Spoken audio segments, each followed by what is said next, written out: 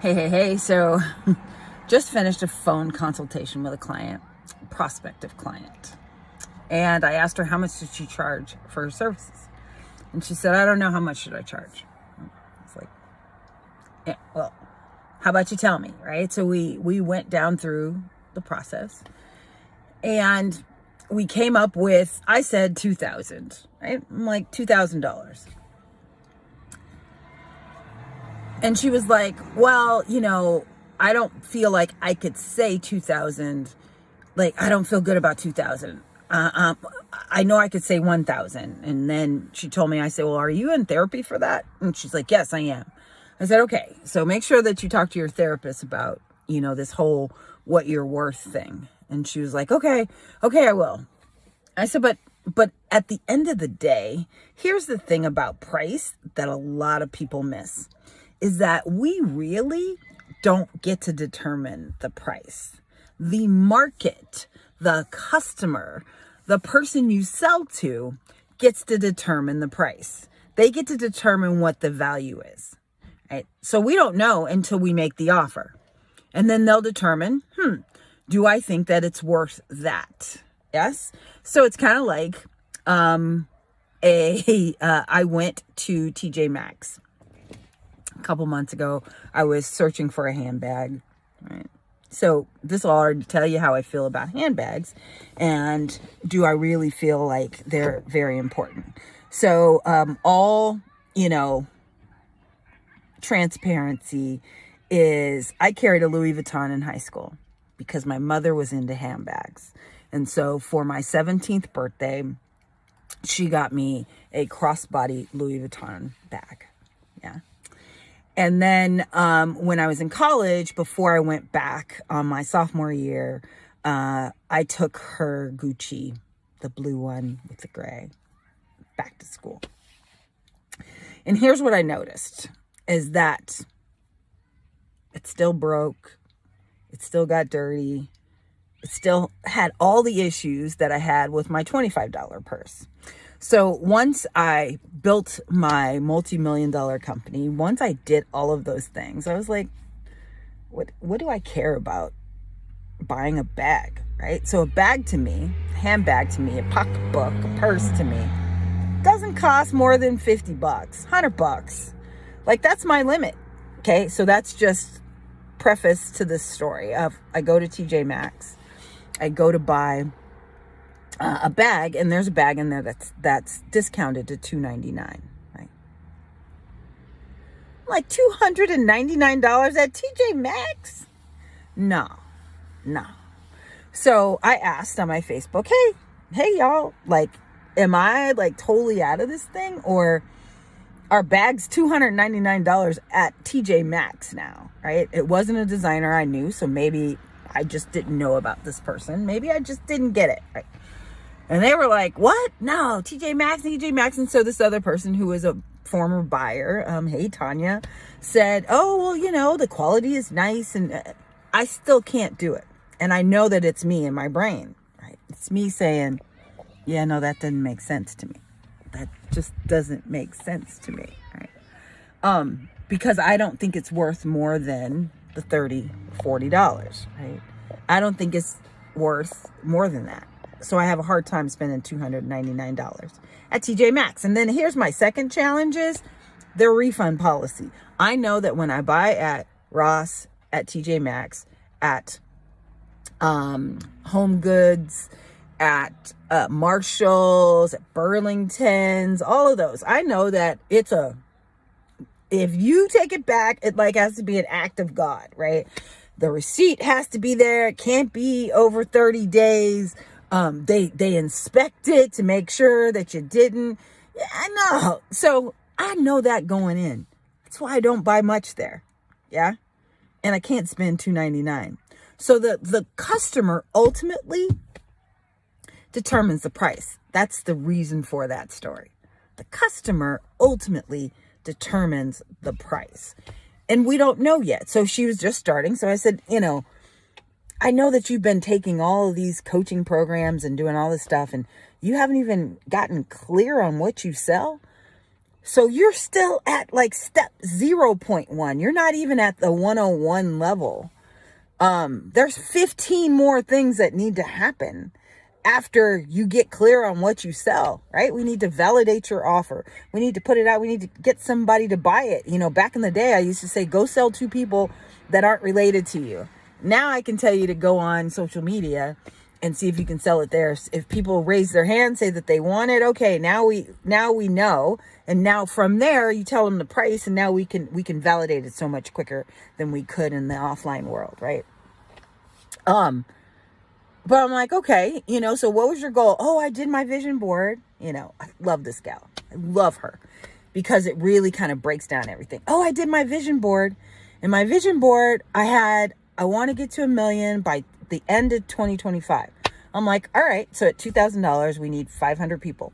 Okay, let's go get 500 people. She said, how do I do that? And if it is a coaching program, where do I put them? In a Facebook group? What? I'm like, what do you need the Facebook group for?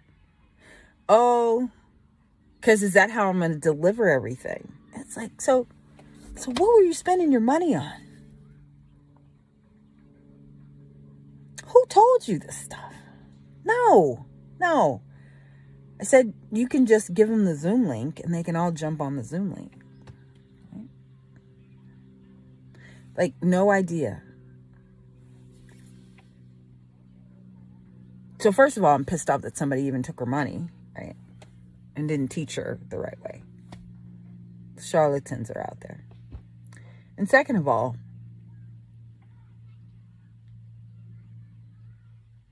we never know when we are creating programs, products, services. We never know if it's going to work or not. The only one that can tell us if it's going to work or not is the customer. And so our job every single day is to talk to our market. That's why I still do free consultations, right? So that I can hear what's going on. So a friend of mine, I talked to him right after I talked to her. He's like, oh, you get so angry. And I said, I'm not angry at talking to them because it just is market research, right? I'm more frustrated for them. I'm frustrated that people are not telling the truth, are overselling and not delivering, don't know what they're doing, giving them unrealistic expectations.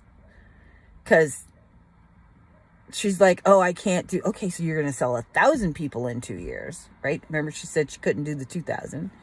Okay, 1,000 people, but you don't know what you're selling. You don't know how to get the people. You don't know even where to start. You know, that's pretty much why I wrote $1 Million Equation for Startups, right? Good news is I'm going to help.